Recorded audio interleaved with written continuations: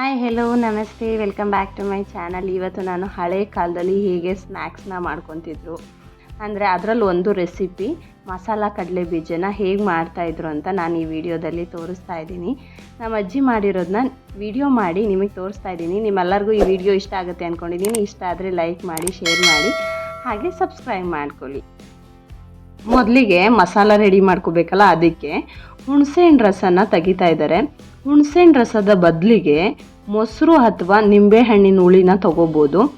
ನಿಮಗೆ ಯಾವುದು ಇರುತ್ತೋ ಅದನ್ನು ಯೂಸ್ ಮಾಡ್ಕೋಬೋದು. 1 ಸ್ಪೂನ್ ಆಗುವಷ್ಟು. ಇಲ್ಲಿ ಹುಣಸೆಹಣ್ಣು ರಸನ 1 ಸ್ಪೂನ್ ಆಗುವಷ್ಟು, ಅಂದರೆ ನೋಡಿ ಎಷ್ಟು ಸಣ್ಣ ಹುಣಸೆಹಣ್ಣ ತೊಗೊಂಡು ಅದರಲ್ಲಿರೋ ಹುಣಸೆ ಹುಳಿನ ತೆಗಿತಾ ಇದ್ದಾರೆ. ಅದಾದಮೇಲೆ ಖಾರಕ್ಕೆ ಎಷ್ಟು ಬೇಕೋ ಅಷ್ಟು, ಒಂದು ಅರ್ಧ ಸ್ಪೂನ್ ಆಗುವಷ್ಟು ಖಾರದ ಪುಡಿನ ಹಾಕ್ತಾ ಇದ್ದಾರೆ. ನಿಮಗೆ ಖಾರ ಎಷ್ಟು ಬೇಕೋ ಅಷ್ಟು ಹಾಕೋಬೋದು, ಅಂದರೆ ಒಂದು ಅರ್ಧ ಸ್ಪೂನ್ ಹಾಕ್ಕೊಂಡ್ರೆ ಸಾಕು. 1 ಸ್ಪೂನ್ ಆಗುವಷ್ಟು ಹುಣಸೆ ಹುಳಿಗೆ ಒಂದು ಅರ್ಧ ಸ್ಪೂನ್ ಆಗುವಷ್ಟು ಖಾರದ ಪುಡಿ ಮತ್ತು ಒಂದು ಅರ್ಧ ಸ್ಪೂನ್ ಆಗುವಷ್ಟು ಉಪ್ಪನ್ನ ನೋಡಿಕೊಂಡು ರುಚಿಗೆ ಎಷ್ಟು ಬೇಕೋ ಅಷ್ಟು ಹಾಕೋಬೋದು. ಮತ್ತು ಅರಿಶಿನ ಒಂದು ಅರ್ಧ ಸ್ಪೂನ್ ಅಷ್ಟು ಹಾಕಿದ್ರೆ ಆಗುತ್ತೆ. ಮಸಾಲ ರೆಡಿ ಆಗುತ್ತೆ. ತುಂಬ ಕಡಿಮೆ ಇಂಗ್ರೀಡಿಯೆಂಟ್ಸು. ಹಳೆಯ ಕಾಲದಲ್ಲಿ ಅಜ್ಜಿರೆಲ್ಲ ಮಾಡ್ಕೊತಿದ್ರಲ್ಲ, ಆ ಥರ ಮಸಾಲ ಕಡಲೆ ಬೀಜನ ತುಂಬ ಒಂದು ವಾರ 15 ದಿನದಷ್ಟು ಇಟ್ಕೊಂಡು ಆರಾಮಾಗೆ ತಿನ್ಬೋದು. ಈವ್ನಿಂಗ್ ಸ್ನ್ಯಾಕ್ಸಿಗೆ ಯಾವುದೇ ಎಣ್ಣೆಲಿ ಫ್ರೈ ಮಾಡೋಂಗಿಲ್ಲ. ತುಂಬ ಹೆಲ್ದಿಯಾಗಿರುತ್ತೆ. ಹಳೆ ಕಾಲದ ರೆಸಿಪೀಸ್ ಅಂತ ಅಂದ್ರೇ ಆ ಥರ ಅಲ್ವಾ, ತುಂಬ ಹೆಲ್ದಿಯಾಗಿ ಈಸಿಯಾಗಿ ಮಾಡ್ಕೊಳ್ಳೋವಂಥ ರೆಸಿಪೀಸು. ಈಗ ಕಡಲೆ ಬೀಜನ ಹುರ್ಕೋಬೇಕಾಗತ್ತೆ. ಅವರು ಅಂದರೆ 1.5 ಕಪ್ಪಷ್ಟು ತೊಗೊಂಡಿದ್ದಾರೆ. ಒಂದು ದೊಡ್ಡ ಕಪ್ಪಲ್ಲಿ 1.5 ಕಪ್ಪಷ್ಟು ತೊಗೊಂಡು ಒಂದು ಕಡಾಯಲ್ಲಿ ಹಾಕ್ಕೊಂಡು ಏನಂತಂದರೆ ಮೀಡಿಯಮ್ ಫ್ಲೇಮಲ್ಲಿ ಇಟ್ಕೊಂಡು ಚೆನ್ನಾಗಿ ಹುರ್ಕೋಬೇಕು. ತುಂಬ ಕಪ್ಪಾಗಬಾರ್ದು, ನೋಡಿಕೊಂಡು ಮೀಡಿಯಮ್ ಫ್ಲೇಮಲ್ಲಿ ಹುರ್ಕೊಂಡ್ರೆ ತುಂಬ ಚೆನ್ನಾಗಿರುತ್ತೆ. ಇನ್ನು ಮಡಿಕೆ ಬಾಣಲಿ ಬರುತ್ತಲ್ಲ, ಮಡಿಕೆಯಲ್ಲಿ ಕಡಾಯಿ ಬರುತ್ತಲ್ಲ, ಹರ್ದನ್ ಕಡಾಯಿ, ಅದರಲ್ಲಿ ಹುರ್ಕೊಂಡ್ರೆ ಇನ್ನೂ ಚೆನ್ನಾಗಿರುತ್ತೆ.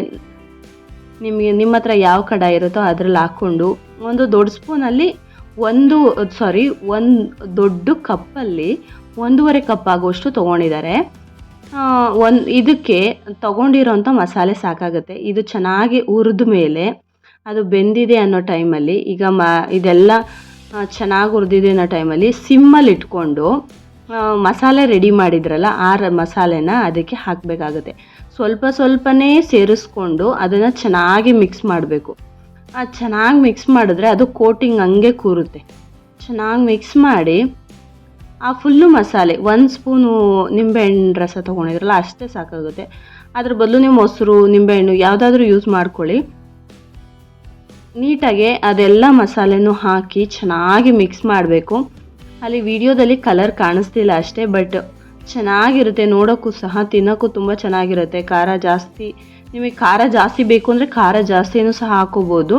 ನೋಡಿಕೊಂಡು ಉಪ್ಪು ಖಾರ ಅಡ್ಜಸ್ಟ್ ಮಾಡ್ಕೊಂಡು ಹಾಕ್ಕೊಂಡ್ರೆ ಹಳೆ ಕಾಲದಲ್ಲಿ ಮಾಡ್ತಿದ್ದಂಥ ಸ್ನ್ಯಾಕ್ಸು ಈಸಿಯಾಗಿ ರೆಡಿ ಆಗುತ್ತೆ. ಒಂದು 15 ದಿನ ಆರಾಮಾಗಿ ಇಟ್ಕೊಂಡು ಒಂದು ಏರ್ ಟೈಟ್ ಕಂಟೈನರಲ್ಲಿ ಹಾಕ್ಕೊಂಡು ಇಟ್ಕೋಬೇಕಾಗತ್ತೆ. ಚೆನ್ನಾಗಿ ಹುರಿದಾದ್ಮೇಲೆ ಸಿಮ್ಮನ್ನು ಅಂದರೆ ಸ್ಟವ್ನ ಆಫ್ ಮಾಡಿ ನೀವು ಅದನ್ನು ಆರಕ್ಕೆ ಬಿಡಬೇಕು, ಅಂದರೆ ಕೂಲ್ ಆಗಬೇಕು. ಅದಾದಮೇಲೆ ಕ್ರಿಸ್ಪಿಯಾಗಿ ಸೂಪರಾಗಿ ರೆಡಿ ಆಗುತ್ತೆ. ತುಂಬ ಚೆನ್ನಾಗಿರುತ್ತೆ.